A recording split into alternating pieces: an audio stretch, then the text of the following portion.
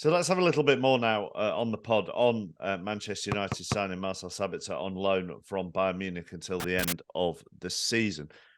When you were talking about Declan Rice, David, I thought it was interesting when you mentioned, well, Manchester United may come in the summer. And Adam had previously said, well, they may ask for £150 million for him. So if United to come in for him, they'd have to find some money from somewhere because all their January transfer windows have been on loan. Yeah. So amid the potential investment or takeover of Manchester United, permanent signings were not possible, it seems, in terms of the budget for January 2023. It was only loans and low-cost ones at that. So Wout Weghorst fitted the bill. It seems that Sabitzer did as well, although I did hear that that is quite an expensive deal for 4 months on Sabitzer, and it required, of course, a request to the Manchester United ownership, and approval was granted. I guess it is for all situations, so I don't want to over-dramatize that. But expensive in terms of what they've paid Bayern as a loan fee, or expensive in taking on his wages, or both? Both, I would imagine, and there will be commissions around it as well. And everybody is talking about these being 6-month deals. They are financially, but then, well, not quite. But they're not in football terms. Season ends in May, depending on how far you go in European competition. And so it will all come down to the finances for the summer. Manchester United do plan around the summer window. The January window is only normally used for emergencies or certain plans that can be brought forward, like Bruno Fernandes. And United are continuing their preparations in a business as usual sense under John Murtough, Andy O'Boyle, and the people around them, Steve Brown, on the recruitment side of matters, but they don't know what's going on with this potential takeover. It's being dealt with by Rain Group on behalf of the Glazer family. And from what we hear, there's not a great deal of communication or updates to the Manchester United executives. The news, when it emerged, took them by surprise, by all accounts. Maybe even that extends to Richard Arnold, the chief executive. And therefore, what Manchester United are going to be able to do, who will own them, who will be in charge of recruitment come the summer, what those people want to do or not do, we've seen reports of Harry Kane, for example, remains completely unknown. You can have plans, but it doesn't mean that they will be carried out. Adam? Yeah,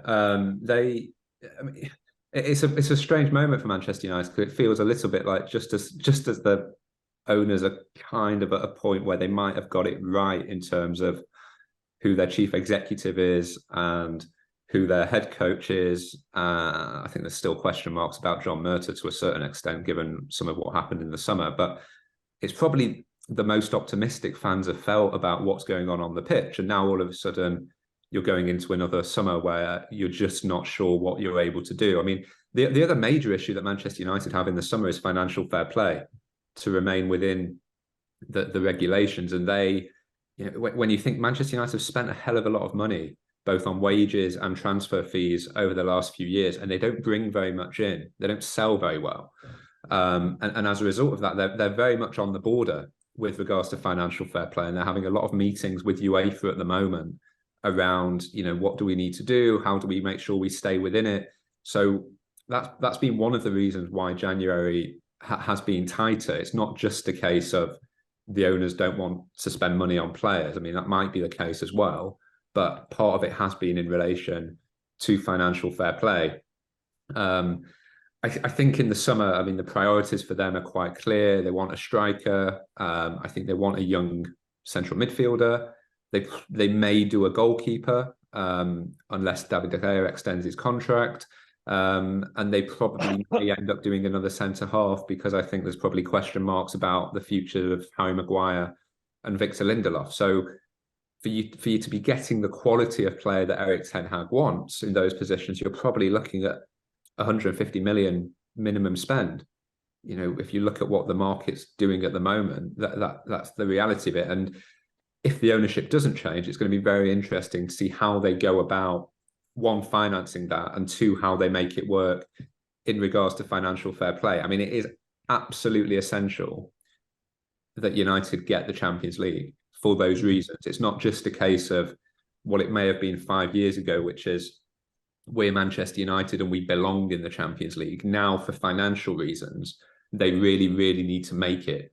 And I think that's probably part of the reason why they did react so strongly when the Christian Eriksen news came in, because I think actually most Manchester United fans who will have watched the team a lot over the last few months will have thought Christian Eriksen's been brilliant in terms of from a free transfer point of view, but often from sort of 65, 70 minutes becomes a little bit tired. He quite often gets replaced after that time. And there is almost always a drop-off in United's performance because they don't really have anyone like him that can come on. It's always sort of Fred or McTominay, and they're very different players. And that has cost them in certain games, but I think particularly against Crystal Palace away, for example. So United needed a player anyway, but as ever with them, it kind of took a situation to develop the injury for them to properly respond to it. But I think, Sabitzer seems like a good solution for now. And also, as Adam just said there, David, and as he said at the start, it was a very clean transfer for Manchester United, and they certainly haven't managed many of them over recent years. News came out, it wasn't a circus, the deal was done, it didn't miss a deadline, and everybody moves on. It felt quite unusual for a Manchester United deal, if past experiences are anything to go by. Yeah, and look, it was a rocky transition from the previous regime, led by Ed Woodward, to that overseen now by Richard Arnold, John Murtough, who was there before, but has now been given greater prominence and authority. And let's not disguise how chaotic the summer felt at times, with the Antony pursuit in particular. I remember Cody Gakpo was in the mix. They actually came out of it pretty well in terms of Casemiro in particular. But some of the stories around that window that you and we all saw, and some of the things that we heard, gave cause for concern. But they actually appear to be taking baby steps towards an impressive operation that is quite slick and efficient. And yeah, eyebrows were raised at the Weghorst deal, but it was horses for courses. It was low cost. It was what Erik ten Hag wanted. They can't be accused as a club of not spending money because of the summer outlay, which I think is a big factor, as Adam's touched upon, in why the finances are so restricted around financial fair play, etc. And then Sabitzer, we touched upon it being a panic, but there were clear circumstances for that were not of Manchester United's making, the Eriksen injury.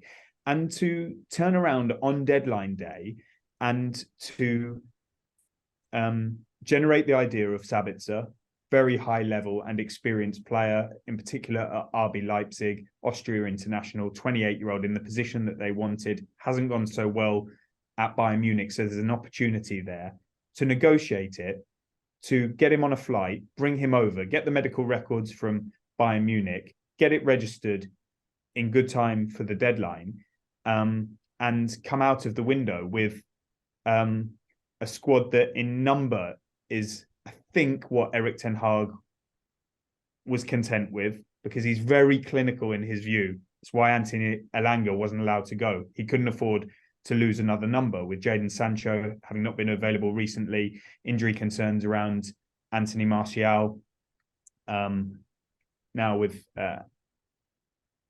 Christian Eriksen too, that, he would like to have done more, no doubt, Erik ten Hag. I think he wanted one more body in, but he didn't want players to leave.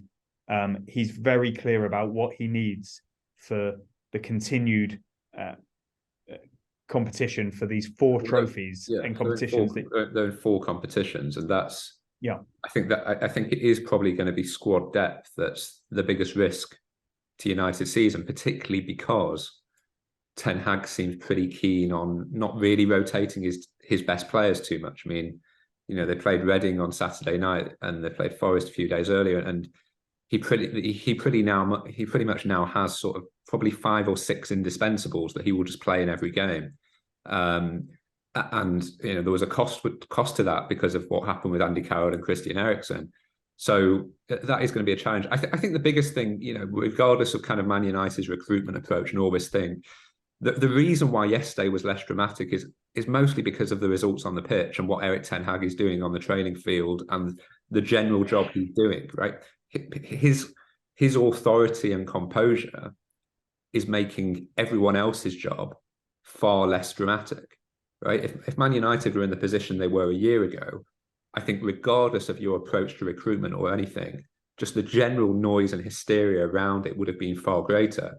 So I think a lot of this is, just sort of underlining again that the most important person at Manchester United at the moment is Ten Hag.